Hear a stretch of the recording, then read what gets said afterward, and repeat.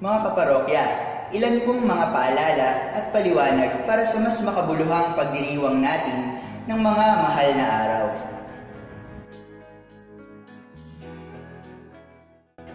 Sa darating po na ika-8 ng Abril, kaisa ng simbahan ay sisimulan natin ang mga mahal na araw sa pagdiriwang ng Linggo ng Palaspas.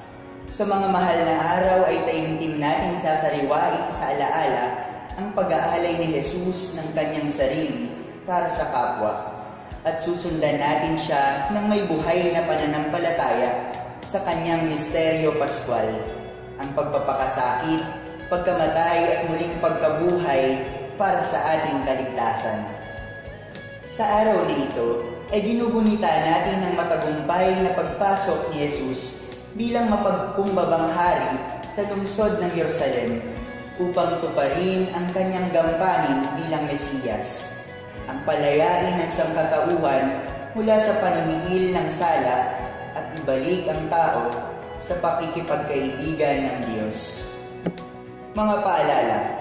Una, ang bawat misa sa araw na ito ay magsisimula sa rito ng pagbabasbas ng mga palaspas na gaganapin sa harap ng ating simbahan.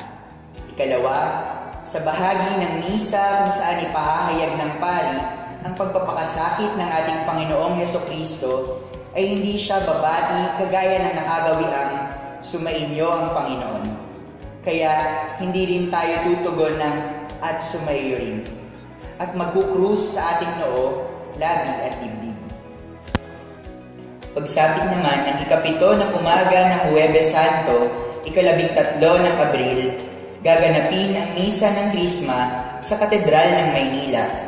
Ito ay pamumunahan ng kanyang kabunian, Luis Antonio G. Cardinal Tagle. Sa gabi naman ng Huwebes Santo, magsisimula ang Triduo ng Pasko ng muling pagkabuhay ni Jesus. Sinisimula nito sa misa ng paghahapunan ng Panginoon kung saan ginaganap ang paghuhugas ng paa bilang tugon sa bagong utos ni Jesus na mag-ibigan kayo. Walang panghuling bendisyon sa misang ito sapagkat ang pagdiriwang ay pagpapatuloy bukas, Biyernes Santo, sa pagdiriwang ng pagpapakasakit ng Panginoon. Pagkatapos ng komunyon, ang banal na sakramento na nakalagay sa siboryo ay maringal na ilalagak sa altar o prepos.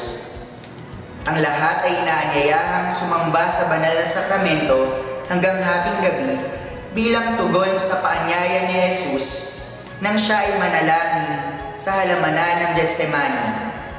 Sa ika-6 ng umaga ng ika-14 ng Abril, Biyernes Santo, ay magkakaroon po tayo ng pamparokyang Daan ng Krus. Malugod pong inaanyayahang dumalo ang bawat isa sa gawain ito at bilang isang pamayanan ay pagnilayan natin ang pagpapakasakit ni Jesus para sa ating kaligtasan. Sa ganap naman na ika-11 at kalahati ng umaga ay gaganapin natin ang 7 huling wika. Sa ika-3 ng hapon naman ay gaganapin natin ang pagdiriwang ng pagpapakasakit ng Panginoon. Mapapansin po natin sa simula ng pagdiriwang ay walang anumang mantel, kandila, krus at adorno ang dambana. Mayroong 3 bahagi ang pagdiriwang na ito. Una, ang pagpapahayag ng salita ng Diyos. Ikalawa, ang pagpaparangal sa krus na banal. At ikatlo, ang pakikinabang. Muli ay hindi magkukrus ng noo, labi at dibdib sa pagpapahayag ng pagpapakasakit ng Panginoon. Wala rin ang tanda ng krus sa pagdiriwang na ito sapagkat ito ay pagpapatuloy ng pagdiriwang ng huling hapunan ng Panginoon na ginanap kahapon bilang bahagi ng Triduo ng Pasko ng muling pagkabuhay. Sa araw ng Sabado de Gloria, ang simbahan ay nagtatanod sa libingan ng Panginoon habang pinagninilayan ng kahulugan ng kanyang pagpapakasakit at pagkamatay sa krus. Ang pagdiriwang na ito ay naahati sa 4 na bahagi. Una, ang maikling pagpaparangal sa ilaw. Ikalawa, ang pagpapahayag ng salita ng Diyos. Ikatlo, ang pagbibinyag ng mga bagong kaanib ng simbahan. At ika-4, ang banal na komunyon o Eucharistia. Sa gabing ito ay sama-sama nating muling sasariwain ang mga pangako ng ating binyag.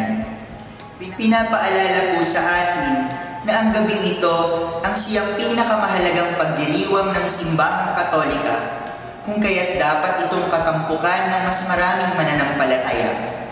Ang pagdiriwang na ito ay mas maringal kaysa sa salubong na ginaganap tuwing linggo ng madaling araw. Ako po si Brother Erwin C.S. Makilan at muli maraming salamat po.